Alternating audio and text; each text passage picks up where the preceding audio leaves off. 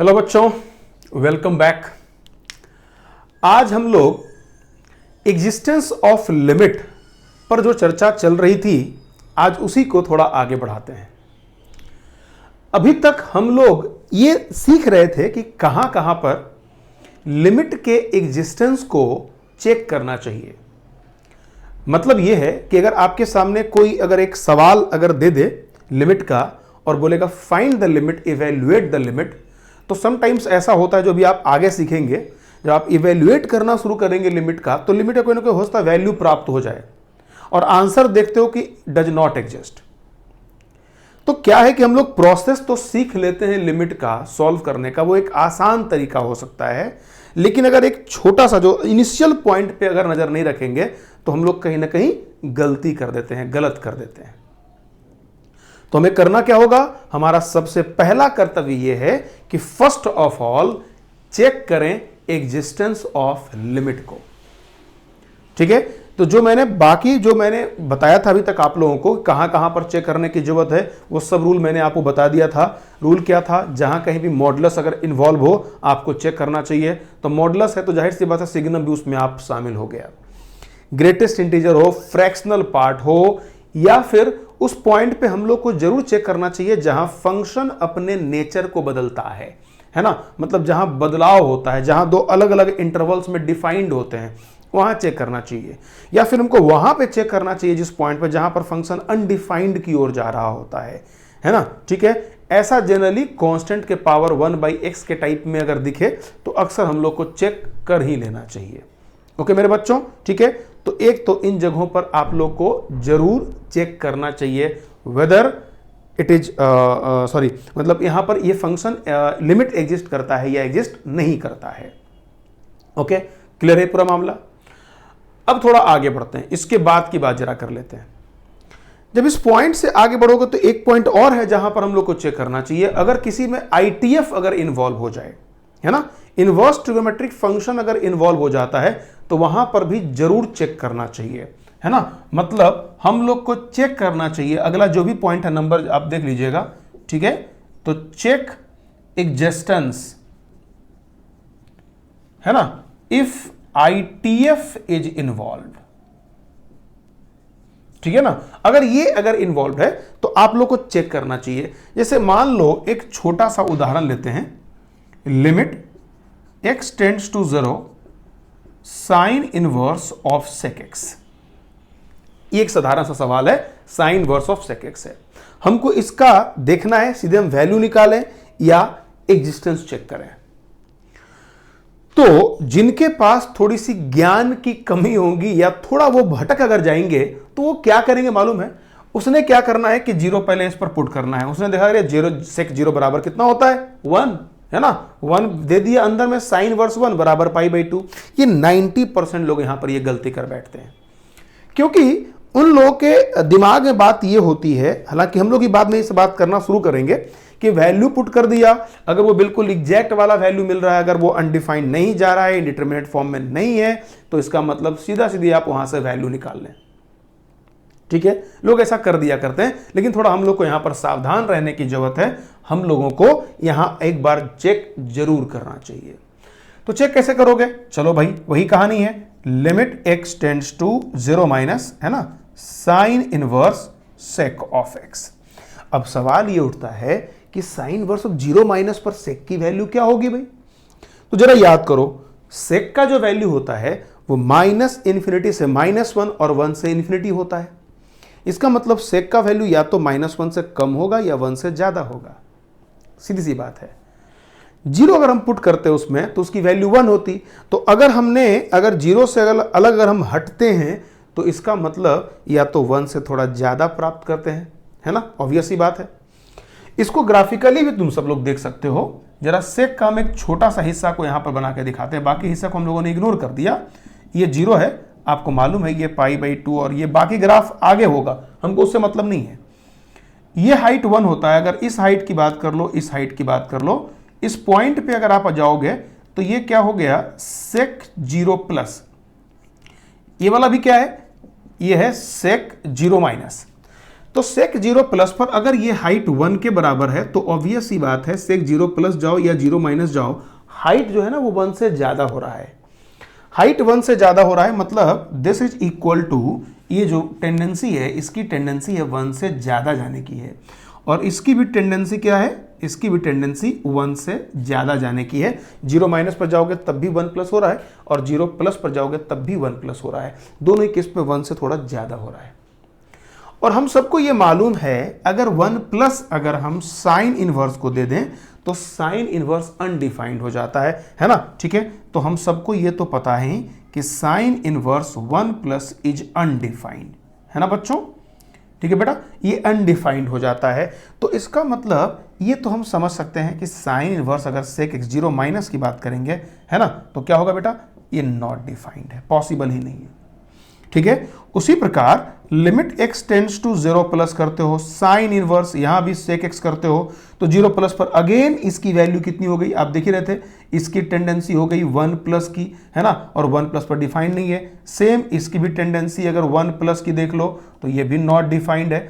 तो दोनों ही साइड में x इक्वल टू ए पर अगर हम लिमिट चेक कर रहे हैं और x tends to a minus या a प्लस, इन दोनों पर अगर फंक्शन अनडिफाइंड अगर हो जाता है तो उस केस में हम ये कहते हैं कि लिमिट डज नॉट एग्जिस्ट, है ना। तो यहां से क्या बोला जाएगा, therefore limit does not exist. Clear है, एकदम सिंपल, एकदम आसान है। वहीं पे एक दूसरा भी प्रश्न पॉसिबल है, जरा उसको गौर से देखिएगा। अगर मान लीजिए किसी ने अगर हमसे यह सवाल पूछ लिया, limit x tends to 0 sine inverse of sec x का ये ग्रेटेस्ट इंटीजर है, साइन इनवर्स sec x का ग्रेटेस्ट इंटीजर है। अब आपको मालूम है कि अगर आपने 1 प्लस दिया तो बेटा 1 प्लस का ग्रेटेस्ट इंटीजर की वैल्यू 1 होती है, क्योंकि 1 से लेकर 2 में अगर x के वेरिएशन को रखोगे, x का वैल्यू 1 से 2 में अगर जाएगा तो उसका ग्रेटेस्ट इंटीग्रल वैल्यू 1 के बराबर होता है, मतलब 1 प्लस का ग्रेटेस्ट इंटीग्रल वैल्यू 1 के बराबर हो गया, ठीक है। तो बेटा ये 1 के बराबर हो गया, तो साइन इनवर्स 1, ठीक है ना, साइन इनवर्स 1 बराबर सीधी सी बात है कितना मिल जाएगा, ये π/2 मिलेगा, क्योंकि आप 0 प्लस पर जाएं या 0 माइनस पर जाएं सेक की वैल्यू 1 प्लस होगी, ग्रेटेस्ट इंटीजर की वैल्यू 1 होगी, और उस केस में साइन इनवर्स 1 की वैल्यू π/2 होगी। ठीक है मेरे बच्चों, तो कोई दिक्कत नहीं है, क्योंकि हम सबको मालूम है साइन इनवर्स 1 बराबर π/2। ठीक है, नोट कर लें इसको।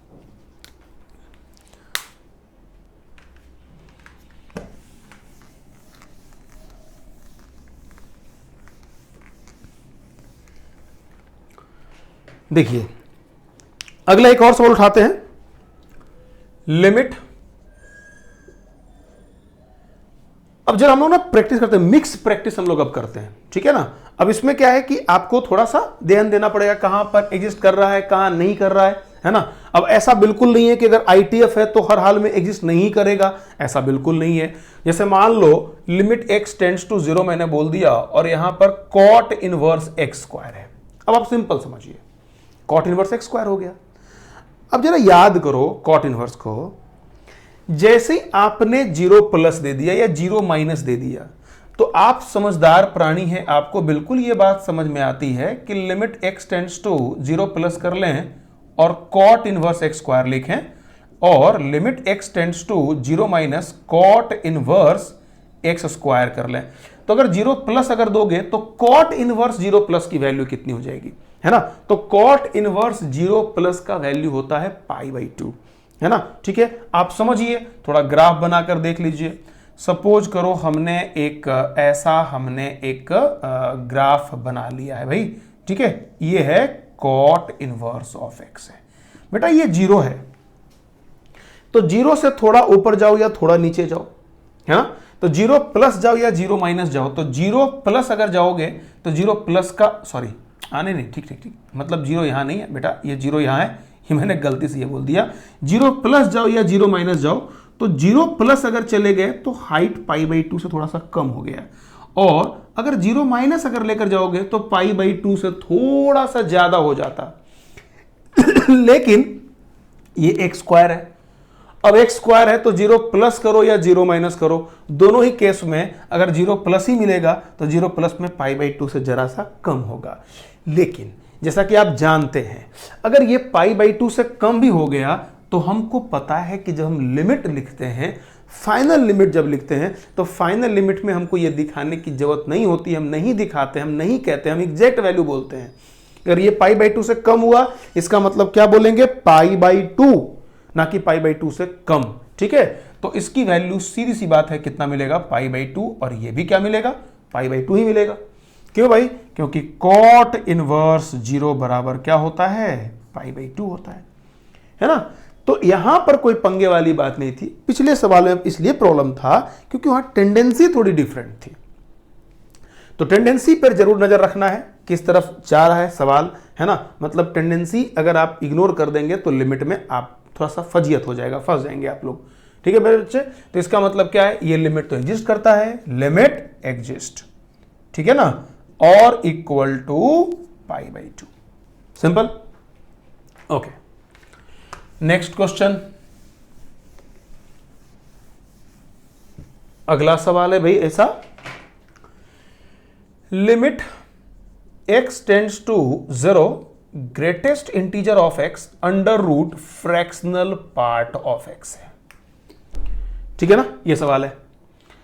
अब आप जरा इस पर बात कर लें। तो देखिए मैं थोड़ा सा आपको फ्रैक्शनल पार्ट की बात जरा बता दूं, क्योंकि हम लोगों ने ग्रेटेस्ट इंटीजर पर काफी काम किया है, फ्रैक्शनल पार्ट पर हमने पिछले क्लास में काम किया या नहीं किया मुझे याद नहीं आ रहा है। मैं थोड़ा सा जल्दी से रिकैप कर देता हूं फटाफट आपको। देखिए फ्रैक्शनल पार्ट में आप हमेशा ध्यान रखिएगा, ये ऐसा ग्राफ बनता है, ठीक है ना। मैं दो तरीका बताऊंगा, आप दोनों को फॉलो कर सकते हैं, जो आपको उचित लगे, आपकी मर्जी है। देखिए पहला ग्राफिकल है, किसी भी इंटीजर पे एट एनी इंटीजर, ठीक है, तो लिमिट x टेंड्स टू, अगर मान लो इंटीजर है याद रखना, और फ्रैक्शनल पार्ट ऑफ x में अगर जाओगे तो देखना दो बातों का ख्याल रखना, limit x tends to i minus, limit x tends to i plus. i minus जाओगे तो i से थोड़ा सा कम जाओगे तो देखो हाइट कितना मिलता है, 1 के आसपास, मतलब सीधा सीधी वैल्यू कितना बोलना है, 1 बोल देना है। अगर i से थोड़ा राइट जाओगे तो इसकी वैल्यू किसके बराबर, 0 के बराबर हो जाएगी, है ना। तो limit x tends to i minus बराबर 1, limit x tends to i plus बराबर कितना, 0 हो जाएगा। i से थोड़ा राइट जाओगे तो इसकी वैल्यू 0 के बराबर हो जाती है, ठीक है ना। कुल मिलाकर के पॉइंट ये हो रहा है। अब आप देखिए, अगर आप इन सभी बातों को अगर आप लोग समझ चुके हैं, लिमिट x टेंड्स टू, ये जो भी है कहानी, इतना 1 और 0, मतलब क्या बोलेंगे, लिमिट डज नॉट एग्जिस्ट, ठीक है ना। ये पॉइंट ध्यान में रखना। दूसरी बात, थोड़ा सा फ्रैक्शनल पार्ट पर हम लोग जरा सा काम थोड़ा और एक्स्ट्रा कर लेते हैं। मान लीजिए अगर लिमिट x टेंड्स टू 0, अगर x टेंड्स टू मान लीजिए 5.2 है और फ्रैक्शनल पार्ट ऑफ x है, अगर कभी ऐसा आ गया सिचुएशन तो क्या करने की जरूरत है, तो आपको करना क्या है, कुछ नहीं, बड़ा सिंपल सा प्रक्रिया है। इसमें आप लिख दीजिएगा लिमिट x टेंड्स टू 5.2 जो भी यहां पर अवेलेबल है ना, और इसको लिखोगे x minus of greatest integer of x। याद करिए फ्रैक्शनल पार्ट को ब्रेक कर देना है, x और ग्रेटेस्ट इंटीजर x में, है ना। तो फ्रैक्शनल पार्ट में सोचना थोड़ा मुश्किल हो सकता था, अब आप इस फॉर्म में आ गए तो सोचने में कोई खास टेंशन नहीं होता है। ओके, अब ये बात हो गई। अब अगर आपने बेटा यहां पर 5.2 अगर पुट कर दिया तो आपको मालूम है left hand limit right hand limit दोनों आप कर सकते हैं, है ना, ठीक है। अगर आपने लिखा limit x tends to 5.2 plus, 5.2 plus करोगे तो इसकी वैल्यू 5.2 ही होगी, तुम जानते हैं, और ये 5.2 है ना, इसका जब सॉल्व करोगे तो ये मिलेगा 0.2। अगर आपने लिखा limit x tends to 5.2 minus ये, तो 5.2 से जरा सा कम करोगे तब भी वो 5 ही मिलेगा। देखो 5.2 से थोड़ा ज्यादा कर लो या थोड़ा कम कर लो, दोनों ही केस में 5 मिलेगा, क्योंकि 5 से लेकर 6 के बीच में ग्रेटेस्ट इंटीजर की वैल्यू 5 होती है ना, ठीक है। तो 5.2 से जरा सा कम कर लीजिए, then this will be equal to 5, ये 5 है और ये 5.2 है। Again this is equal to 0.2। तो ये भी 0.2 है, वो भी 0.2 है, दोनों के दोनों 0.2 के बराबर है। ठीक है ना, है ना। तो अब आप देखिए ये लिमिट एग्जिस्ट कर रहा है कि नहीं कर रहा है, तो क्या बोलेंगे, इसका मतलब ये बोलेंगे लिमिट एग्जिस्ट। ठीक है, तो लिमिट एग्जिस्ट कर रहा है, तो फ्रैक्शनल पार्ट एग्जिस्ट कर रहा है। तो यहां से एक छोटा सा पॉइंट आप जैसा आप नोट कर लीजिए इसको। ओके, अब आप देखिए बेटा, यहां से आप क्या करोगे, बात दिमाग में हमेशा रखना,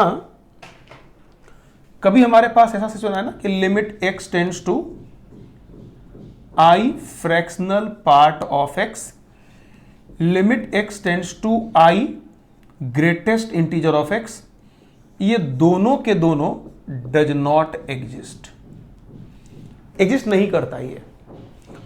और वहीं पे limit x tends to p fractional part of x, या limit x tends to p greatest integer of x, जहां p not equal to integer, ये एग्जिस्ट करता है ना, ये ध्यान रखना। ठीक है, तो अगर ये इंटीजर, अगर इंटीग्रल वैल्यू पर फ्रैक्शनल पार्ट या ग्रेटेस्ट इंटीजर एग्जिस्ट नहीं करता है ना, लेकिन अगर आप इंटीग्रल वैल्यू से हटके अगर बात करेंगे तो इसका लिमिट एग्जिस्ट करता है। ठीक है, तो ये सब आप सब जान रहे हैं, सबको सारी बातें, उम्मीद करता हूं कि सबके दिमाग में सारी बातें जरूर होंगी। अब हम लोग वापस इस पर आते हैं, नोट कर लीजिए उसको। अब देखिए,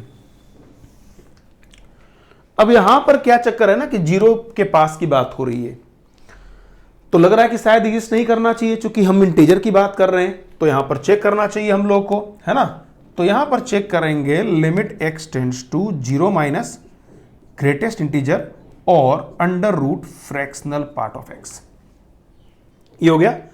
अगर आपने 0 माइनस किया तो जरा ध्यान दीजिएगा, 0 माइनस जैसे ही करेंगे तो 0 माइनस पर ग्रेटेस्ट इंटीजर की वैल्यू कितनी होगी, 1 के बराबर होगी। याद कीजिएगा, i माइनस किसी भी इंटीजर से जरा सा पहले करेंगे तो वैल्यू कितना होता है, 1 के बराबर। ये 1 हो गया, सॉरी ये ग्रेटेस्ट इंटीजर था ना, मैंने फ्रैक्शनल पार्ट समझ लिया था। मैं दोबारा बोलता हूं, मैंने गलत बोला, दोबारा बोल रहा हूं। देखिए बेटा, ये ग्रेटेस्ट इंटीजर है, तो 0 माइनस मतलब 0 से अगर जरा सा हम पीछे आएंगे तो ये वैल्यू पहुंच जाएगा -1 पर। That's why this will be equal to -1, यहां से -1 आया। लेकिन अगर 0 माइनस की बात करोगे, 0 माइनस 0 से जरा सा कम, अगर थोड़ा सा भी कम करते हैं तो आपको मालूम है कि इसकी वैल्यू 1 के बराबर हो जाएगी, है ना। तो ये 1 के बराबर, दोनों कट के, अब 1 का रूट तो 1 ही होता है ना, this will be equal to 0। इसी प्रकार limit x tends to 0 plus ये डब्बा है और ये under root of fractional part है।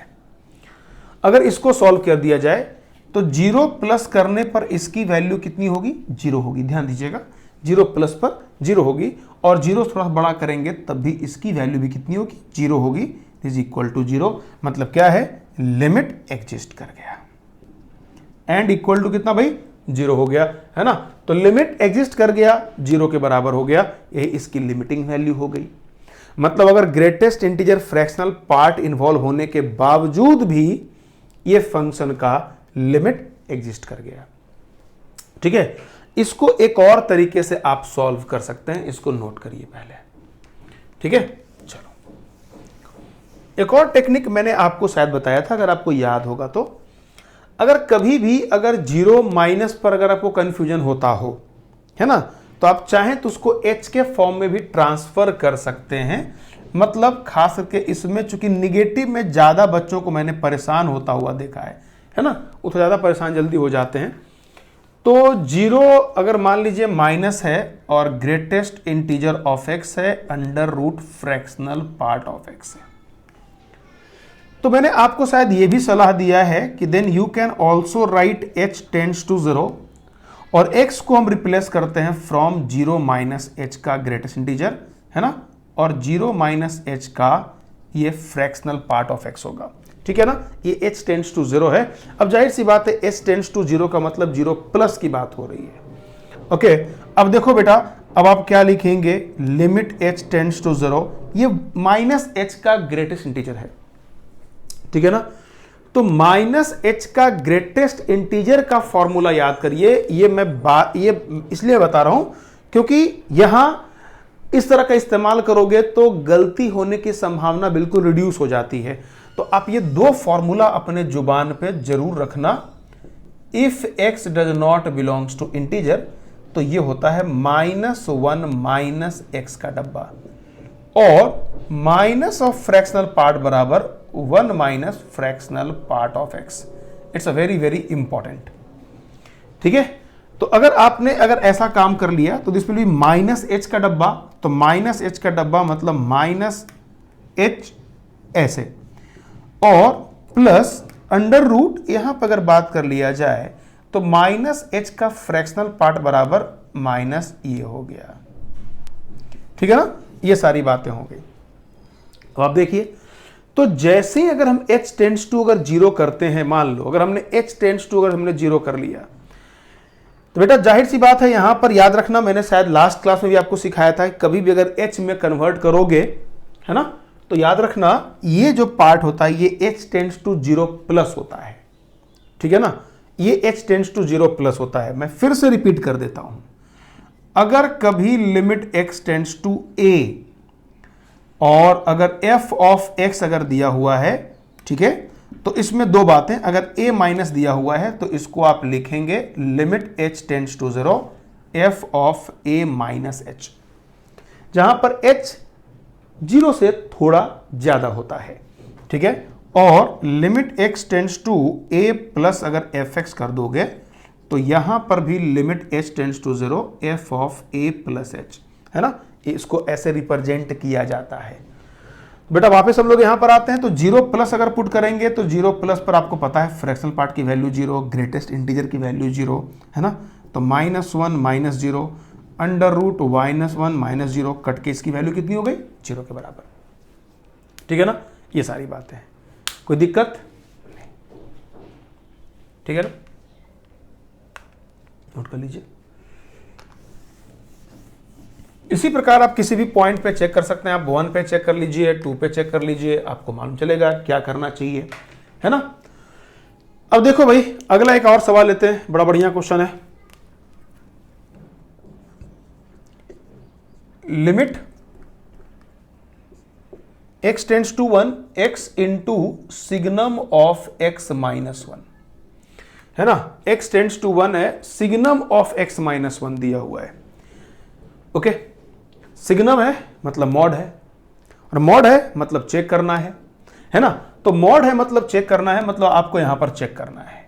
ठीक है, अब चेक करिए, अगर आप चेक करते हैं तो limit x tends to 1 minus, पहला काम 1 माइनस, तो मेरे बच्चों जरा हम थोड़ा सिग्नम को ना थोड़ा इसका सिंघम वाला रूप दिखा देते हैं। ठीक है, ये x into signum of x minus 1 का मतलब आप समझ ही रहे हैं।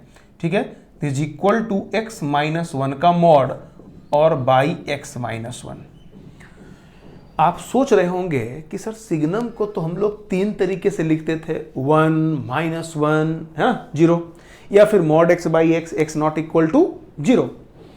आप जरा सिग्नम को याद करिए, सिग्नम ऑफ x बराबर होता है ये x mod x by x अगर x नॉट इक्वल टू 0, और ये 1 होता है, सॉरी ये 0 होता है अगर x बराबर 0 हो जाए।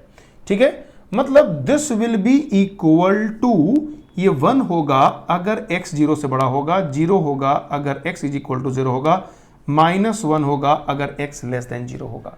ठीक है ना, ये सारी बातें। ठीक है, तो अगर इस तरीके से अगर आप इसको लिखते हैं, है ना, ठीक है, ये बात है। तो बेटा आप क्या करिएगा, जैसे ही 1 -1 0 वाली बात अगर हो रही है, ठीक है, तो अगर x -1 का मॉड की बात करते हो तो सिग्नम ऑफ x -1 के अगर वैल्यू सॉरी क्या मैं बोल रहा हूं,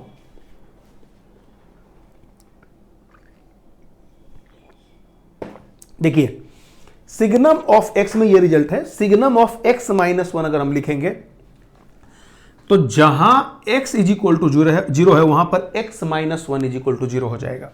मतलब this will be equal to x -1 का मॉड बाई x -1 जहां x -1 नॉट इक्वल टू 0, और ये 0 जब x -1 बराबर 0 है। अब आप जरा बुद्धि लगाएं, हमने ऐसा क्यों सिर्फ छोड़ दिया? क्योंकि limit x tends to 0, x tends to 1 है, x इक्वल टू 1 नहीं है। आप 1 से अलग हट के बात कर रहे हैं। अगर सिर्फ 1 की बात करते, अगर सिर्फ 1 की बात करते तो मामला कुछ और होता। ये 1 से अलग हट के बात है ना? तो 1 को छोड़ करके चर्चा अगर हो रही है तो in this case what will be happen, है ना? ठीक है, तो इसका मतलब ये वाला सिर्फ यही वाला केस होगा। अगर x बराबर 1 होता तो 0 करते, तो x बराबर 1 का तो चर्चा ही नहीं है, चूंकि लिमिट x टेंड्स टू 1 की बात हो रही है। तो limit x tends to 1 minus करोगे, 1 से जरा सा कम करोगे, तो इसकी वैल्यू कितनी हो जाएगी? ये जाहिर सी बात है माइनस ऑफ x माइनस 1, है ना? तो ये क्या मिलेगा? x इंटू माइनस 1, है ना? दिस इज इक्वल टू, अगर आपने 1 पुट कर दिया, रिजल्ट विल बी माइनस 1।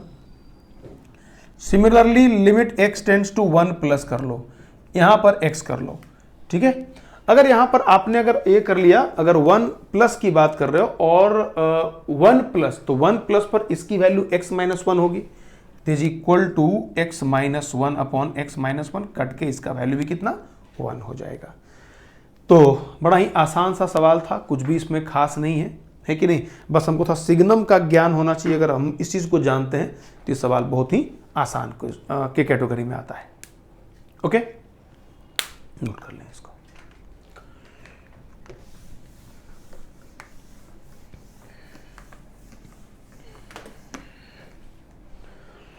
ठीक है, तो अभी तक हम लोग ये देख चुके हैं लिमिट में कि एग्जिस्टेंस ऑफ लिमिट की बात हम लोगों ने कर लिया। हम लोग को ये पता चल चुका है कि ये फंक्शन आखिरकार हम लोग लिमिट की जरूरत क्यों पड़ती है, तो उसमें कुछ इंडिटरमिनेट फॉर्म्स की बात भी हम लोगों ने लास्ट क्लास में कर लिया था। अब हम लोग लिमिट में एक कुछ मेथड्स पे हम लोग अब बात करते हैं कि how to evaluate the limit. तो ये तो जो भी अभी तक हम लोगों ने क्वेश्चन किया है, ये इसमें एग्जिस्टेंस की बात कर रहे थे। और अगर हमको ज्ञान, अगर कॉन्सेप्ट अगर हमारे पास है, तो हम दाएं और बाएं जाकर के काम हम लोगों ने करना स्टार्ट कर लिया था। भाई क्या करना है, left hand side, right hand side, है ना? हालांकि ये बड़ा आसान प्रक्रिया है अगर हम चीजों को समझ जाते हैं तो। अगला जो लेवल है उसमें हम लोग सीखते हैं कि how to evaluate the limit. ठीक है, तो इसके लिए कुछ पॉइंट्स हैं जो हमको दिमाग में रखना है टू इवेल्युएट द लिमिट्स। तो इसमें सबसे पहला कैटेगरी जो आता है, इसका बोलते हैं हम लोग अलजेब्रा ऑफ लिमिट।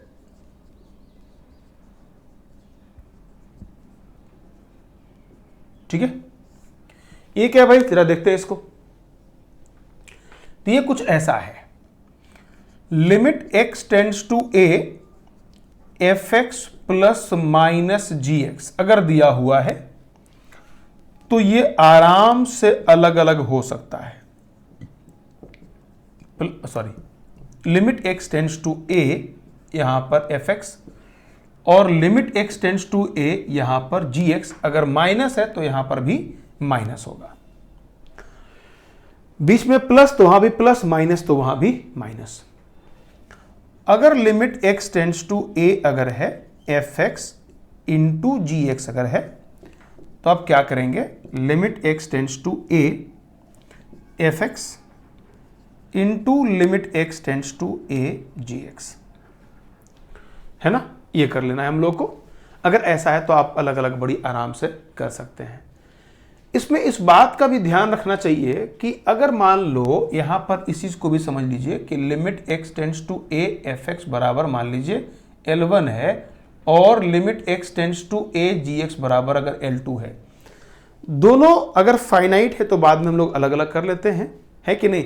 लेकिन मान लीजिए अगर एक जा रहा है इनफाइनाइट की तरफ, अगर जा रहा है, सपोज करो इंडिविजुअली अगर इनफाइनाइट की ओर जा रहा है और एक फाइनाइट की तरफ जा रहा है, तो उसको अलग करने का कोई मतलब बनता नहीं, फिर तो मामला और बिगड़ जाएगा, है कि नहीं? तो कभी कभी क्या होता है कि एक लग रहा है कि अनडिफाइंड की ओर जा रहा है और एक डिफाइंड की ओर जा रहा है। ठीक है, तो अगर आप उन दोनों को मिलाएंगे तो बेनिफिट होगा, है कि नहीं? अलग करने से कोई बेनिफिट तो मिलने वाला नहीं है। जैसे मान लीजिए कोई अगर इस चीज को लगाना चाह रहा हो और ये सोच रहा हो कि यार ऐसा करते हैं हम लोग कि लिमिट x टेंड्स टू 0 और x क्यूब कर लें, मान लेते हैं। तो आप में से कोई बच्चा ये तो काम नहीं करेगा ना कि sir limit x tends to 0 है, x स्क्वायर, सॉरी एक तो 1/x कर लेते हैं सर, और इधर ना x4 कर लेते हैं, और फिर क्या करते हैं इसको, फिर ऐसा करते हैं limit x tends to 0 1/x into limit x tends to 0 x का पावर 4। ये तो कोई नहीं करेगा ना। अगर ऐसा कर लिया तो और क्या हो गया, मामला और तो उलझ गया। यहां डायरेक्ट 0 आ रहा था वैल्यू, और यहां पर क्या हो गया, जैसे 0 लगाओगे तो ये अनडिफाइंड, ये इन मतलब लिमिट डज नॉट एग्जिस्ट वाली बात हो जाएगी। तो ये काम नहीं करना, ऐसा नहीं करना। ये नहीं कि हम लोग सबको अलग करके पूछें सर इस केस में बताइए क्या होगा, ऐसा नहीं करते। ये हम लोग तब अप्लाई करते हैं जब फाइनाइट वाली बात होती है ना। इसका लिमिट फाइनाइट, इसका लिमिट फाइनाइट, तो आप दोनों को मल्टीप्लाई कर दें अलग अलग, तब फाइनाइट का केस बनेगा। ठीक है, तो हमारा पर्पस क्या होता है लिमिट में, हम उल्टा चल करके हर बातों को प्रूफ करने का प्रयास नहीं करें। हमारा टारगेट यही होता है कि हम लिमिट में जो इनडिटर्मिनेट फॉर्म में है, या शुरुआत में देखने में कभी कभी वो अनडिफाइंड टाइप का फील होता है, लेकिन सॉल्व करने के बाद वो इनडिटर्मिनेट फॉर्म में जाता है या फिर डायरेक्ट वैल्यू निकल जाता है। तो मकसद हमारा वो होना चाहिए, ये बिल्कुल क्रिस्टल क्लियर होना चाहिए दिमाग में। ठीक है, तो ये बात है, नोट कर लीजिए। तो ये नहीं करना है, ध्यान रखना। दूसरा पॉइंट, अगर मान लीजिए अपने पास लिमिट x टेंड्स टू, अगर ऐसा दिया हुआ है, सपोज करो a और fx/gx अगर है, limit x tends to a fx/gx अगर है अवेलेबल, तो क्या करोगे, this will be equal to limit x tends to a fx by limit x tends to a gx provided this not equal to 0। अगर denominator अगर 0 अगर हो जाएगा तो समथिंग बाय 0 तो अनडिफाइंड हो जाएगा, है ना। तो ये भी ध्यान देना है कि डिनोमिनेटर 0 नहीं होना चाहिए, बाकी केस में आप इसको, लेकिन एक बात तो पता है कि ये सारे के सारे फाइनाइट होने चाहिए, तब ही आप इस चीज को लगाएंगे, वरना लगाने कोई मतलब नहीं बनता है। ठीक है मेरे बच्चों, नोट करो।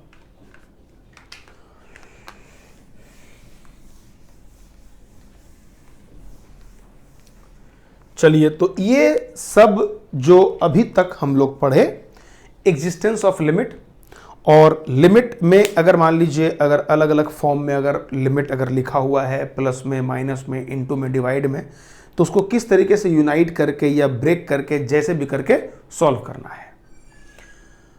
अब देखिए, इनडिटर्मिनेट फॉर्म पे चर्चा हम लोगों ने लास्ट क्लास में भी किया था। एक बार ऐसा करते हैं, हम लोग इनडिटर्मिनेट फॉर्म्स की बात एक बार फिर से कर लेते हैं, थोड़ा याद दिलाते हैं आप लोगों को। तो इनडिटर्मिनेट फॉर्म में जो बात था, बेसिकली 7 प्रकार के इनडिटर्मिनेट फॉर्म होते हैं,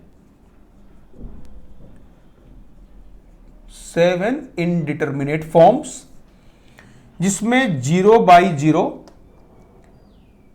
infinity by infinity, infinity minus infinity, 0 into infinity, infinity का पावर 0, 0 का पावर 0 और 1 का पावर इंफिनिटी होता है।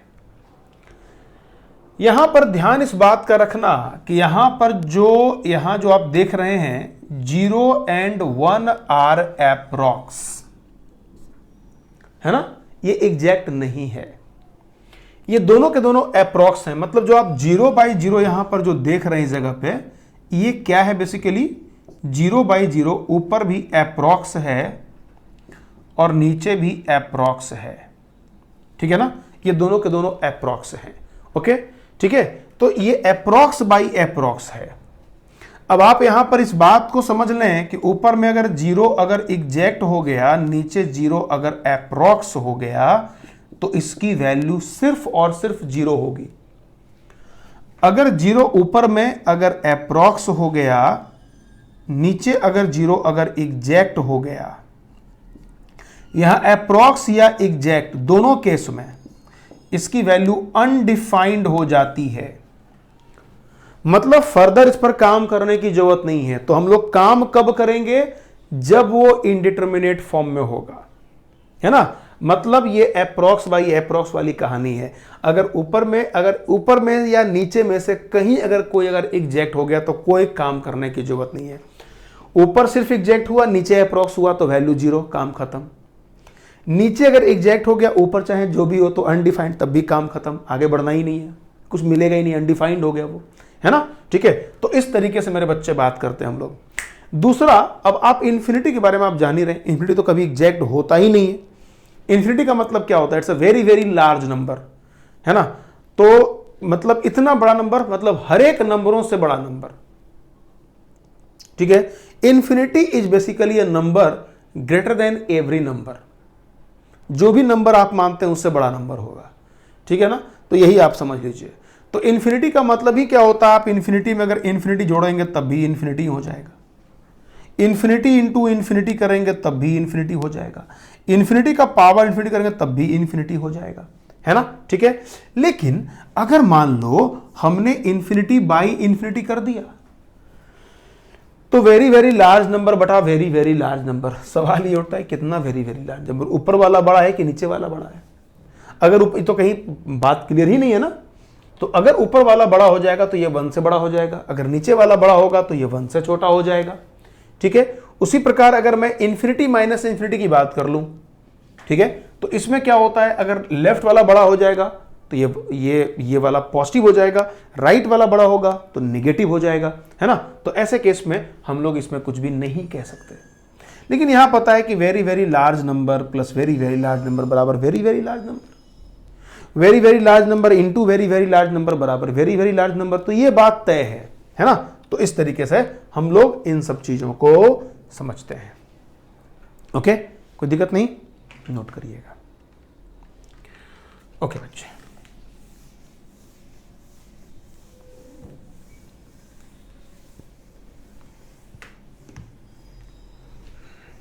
देखिए नेक्स्ट पॉइंट है। तो इंडिटरमिनेट फॉर्म्स की सारी बातें क्लियर हैं। इसका मतलब क्या हो आप सानी जान ही रहे हैं। अगर मैं 1 का पावर इंफिनिटी पे चर्चा अगर कर लूं तो यहां देखना ये 1 अप्रोक्स है ना। तो 1 अप्रोक्स का मतलब ये हुआ कि अगर 1 से जरा सा कम कर देंगे और इस पर पावर डाल देंगे इंफिनिटी तो ये 0 हो जाएगा। जाहिर सी बात है टेंड्स टू 0 होगा, है ना।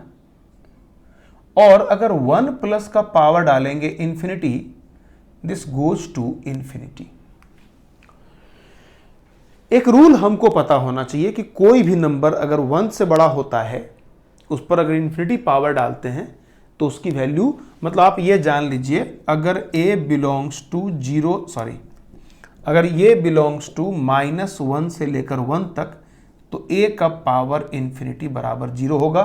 सीधी सी बात है, अगर a अगर 1 से बड़ा है तो a का पावर इंफिनिटी बराबर इंफिनिटी हो जाएगा। और a अगर निगेटिव है ना, a अगर निगेटिव है तब तो बात ही नहीं करना है ना।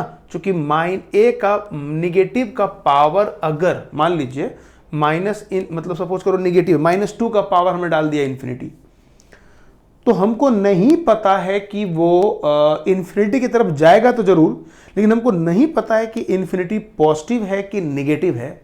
सॉरी, हमको नहीं पता कि इंफिनिटी इवन है या ऑड है। तो अगर ऑड होता तो निगेटिव बन जाता, इवन होने पर पॉजिटिव बन जाता। इसलिए हम लोग क्या करते हैं, यहां पर ऐसा करते हैं, a का पावर 2 इंफिनिटी हमने ना पॉजिटिव कर दिया, ठीक है। तो इस केस में ये इंफिनिटी हो जाता है, इसलिए हम निगेटिव के बारे में कोई बात यहां पर नहीं करते, है ना। अगर a का पावर ये करोगे तो इस केस में अगर a लेस देन -1 है तो उस केस में इसकी वैल्यू भी कितनी होगी, इंफिनिटी होगी। तो बाकी चीज तो ऑड और इवन पे डिपेंड करेगा, ठीक है। तो ये इंडिटरमिनेट फॉर्म में है। ओके मेरे बच्चों, तब इस इंडिटरमिनेट फॉर्म्स के बाद, है ना, अब वो करना क्या है इसके बाद, नोट कर लीजिएगा।